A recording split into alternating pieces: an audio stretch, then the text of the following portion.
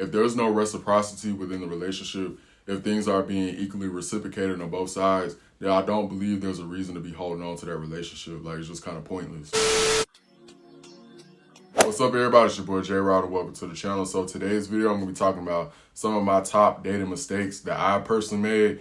No, I'm not a dating coach, but these are just some things that came up on my mind. I decided I want to make a video about it. But before I start, get this video a thumbs up, hit that subscribe button. All right, let's go. All right, so the first dating mistake that I noticed some people do, I myself included have done this in the past, is allowing people to have too much access to you in the beginning. And what I mean by this is, telling people all your trauma, your past, the things that made you who you are and why you are this person to today, things that are sensitive to you, things that are personal, just anything that you feel like is just like very deep. I don't feel like you should really open up a relationship like that. The whole purpose of dating is really just getting to know somebody on a surface level. And then I feel like gradually over time, you allow people to have access to you like that. But just in the earliest stages, I don't really think it's necessary. And I feel like it's a way to protect yourself, because what happens is sometimes you might give too much access to the wrong person. I've seen this happen before where like two people might fall out or, break up or whatever. And then next thing you know, all your business is out on Front Street. And so you got to be very careful in particular about who you allow to have access to certain information in your life. Or maybe y'all might fall out, and then that's the first thing they go to as a form of ammunition in the argument is they attack your weak points or your vulnerable areas. They use it against you as ammunition. So like I said, you want to be very careful in particular about who has certain access to you. But when you're dating somebody in the earliest stages, I would just stay away from that. This is why I am the way that I am, and these things shape me to be the person that I am. That's not really necessary in the early stages of dating somebody. All right, number two, another dating mistake that I made in the past is putting people on pedestals. You never want to do this, and I know it's easy to do this because, like, let's say you're dating somebody and you might be feeling them, or hell, you might even fall in love with the individual, and that's normal to think highly of the people that you admire. However, humans are susceptible to error. Humans are designed to make mistakes. So it's like when you put people so high up on a pedestal and then they finally disappoint you, the fallback from that is a lot harder because you have now created an individual or a version of a person in your head that they are not even able to live up to those expectations. So once again, when you're dating someone, you're really just trying to get to know them, and you don't really know these people. So how can you put them so high on a pedestal, before they even proven that they even deserve to be on a pedestal? Let people build their own pedestal and then make your judgment based off of what they show you. But don't do it with this preconceived notion that, oh my God, this person made me feel this way and I think so highly of this person, they would never do it to me. Because yes, they can, and they will, because once again, humans are susceptible to error and failure. They do. We all make mistakes. Number three, realizing that people change. People change. People change every day. People lie. People tell you one thing, or they tell you the things that, might sound good in the moment. Or maybe, they might be feeling something one day and then the next minute they don't. I mean, that happens to me too. Like one day I might, be feeling a person or a situation, and then I'm like, I ain't really trying to feel it. Or no, I'm not really trying to be in a relationship. It happens. And I'm not saying that you should come off into a relationship with that expectation that it's not going to work out. Like, you want to manifest positive energy. Like, don't just come in thinking that, oh, no, this ain't going to work out, or let me just be prepared for the worst. Like, no, don't come in there thinking that way, but just prepare that people do change. People do have change of mind. Like, people do switch up. People do things that you thought that they never would have did, or people that have a change of heart or a change of mind about certain situations and they don't communicate those things. Like, just be prepared that things can change. So, the best way to protect yourself in those situations is, once again, don't come off with the anticipation that it's not going to work out, or, something bad is going to happen in the relationship, but just have in the back of your mind that things can go left and now I have to prepare accordingly. Number four, ignoring red flags because you want to see the good in somebody. That is a dangerous game to be played with. That is a dangerous, dangerous, dangerous, dangerous game. And that happens all the time with people, and I get it, because you start catching feelings for somebody, or like I said, when love gets involved, it's different, because you do kind of have like this skewed vision of the person, or you feel like you want to try to justify why a person is the way that they are because you really like them. And the reality is, red flags are implemented for a reason. They're meant to get your attention. Okay, when you don't act on red flags, you only put yourself in environments or situations where you can get yourself hurt in the end. And I have done that in the past where I tried to see the good in someone just because I liked the person or because I wanted the relationship to work out, and in the end, it just wasn't helping. I feel like it actually did more damage than good because when you stay around, especially if the person is very toxic or negative, you would think like, oh, it won't happen to me or, oh, they would never cross me. But little do you know, you're just like their next victim. So I don't know. It's just, to me, I just feel like if you see red flags or if somebody shows you who they are the first time, believe it. Okay, because once again, you trying to see the good in everybody. I get it. Like, it's good to be optimistic and it's good to be positive and, hoping that people want to change. But the reality is change has to come from within the person themselves. You can't do it. The next person can't do it. Only them and God can mend that. So yeah, you trying to ignore red flags just to keep a relationship going.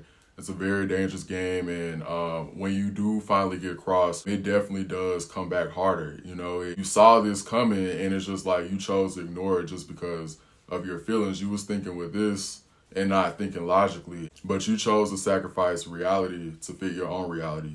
That's a dangerous game. If you see red flags, get the fuck up on. Number 5, love is not enough. Love is not enough, okay? I get it. Some people say like, well, if you truly love somebody, you will never leave that person.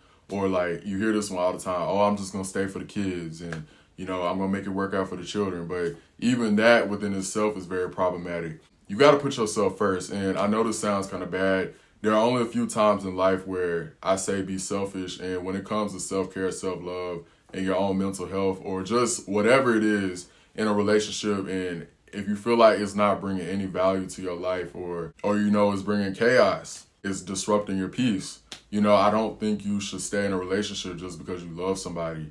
Like you can love people from a distance. Like I got family members that I'm not necessarily close to, but I love them from a distance or former friends, people that I used to be close with and we just went our separate ways, but I still love them from a distance. So that's one of those type of situations where you have to love yourself more than the situation that's causing you all this fucking chaos. And for some people to be so naive to think that a situation is going to change just because the way you feel about a person, that's not always going to be the outcome that you're looking for. Just because you love somebody or they love you does not mean that relationship is compatible, especially if the other person isn't willing to change or try to make the situation better. If there's no reciprocity within the relationship, if things are being equally reciprocated on both sides, then I don't believe there's a reason to be holding on to that relationship. Like, it's just kind of pointless. Number 6, not checking things at the door. Now, I'm not going to lie. This is something that I have struggled with in the past is when somebody does something, and it's only when I'm dating now, in everyday work world or regular life situations, friends, the grocery store, or at my job or whatever, I have no problem checking things immediately. Like if I see an injustice, if I see something's wrong, or if somebody pisses me off, then, I'm kind of the first one to say something about it. But for some reason, when I'm dating somebody, it's a more delayed response. I don't necessarily not check the person, but I do have a more delayed reaction, or I'm a little bit more particular about how I pick and choose my battles. Y'all know that saying, pick and choose your battles. I'm a little bit more strategic on how I address things when I'm dating somebody just because in my mind, I'm an overthinker, and how I see things is I don't want to fuck it up.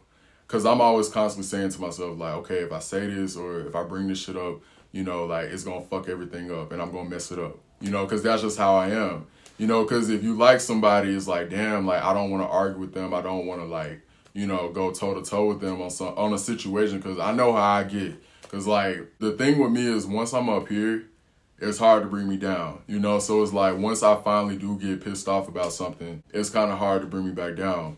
And so, like, I'm very particular on the type of things that I address and how I address them when I'm dating somebody. That's why my reactions can be somewhat delayed when I'm dating someone, is because I don't want to fuck up what we got. Like, if it's already beautiful, it's like, don't mess it up, don't mess it up, don't mess it up. And so, but the problem with doing that and holding on to things is over a certain amount of time, that then turns into anger, and then that anger turns into resentment. And, next thing you know, you're becoming this volatile person because you're holding in all this frustration, when it simply could have been ended had you just, addressed it right then and there versus waiting however many days or weeks or whenever the situation happened. Because let me tell you what happens when you wait too long to address something, all right? Number 1, they be confused as hell. They be like, what the fuck? Like, where is this coming from?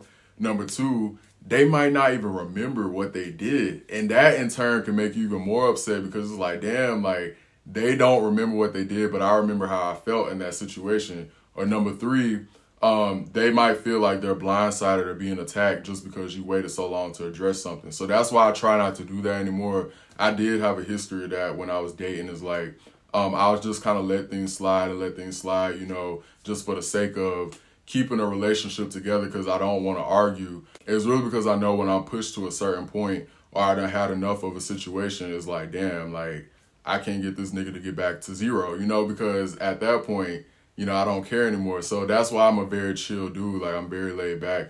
But I stopped doing the whole letting stuff slide because over time it builds up and it creates all this tension. When you do try to address the situation, 9 times out of 10 it backfires and it doesn't come out to the outcome that you wanted because you know you let so much time pass. So now I'm a lot more proactive of checking out the door because I don't want it to lead into something greater. And because every time in those situations, I'm telling you, they have all backfired by me just waiting before I say something because I don't want to argue with somebody because I don't want the relationship to like be fucked up.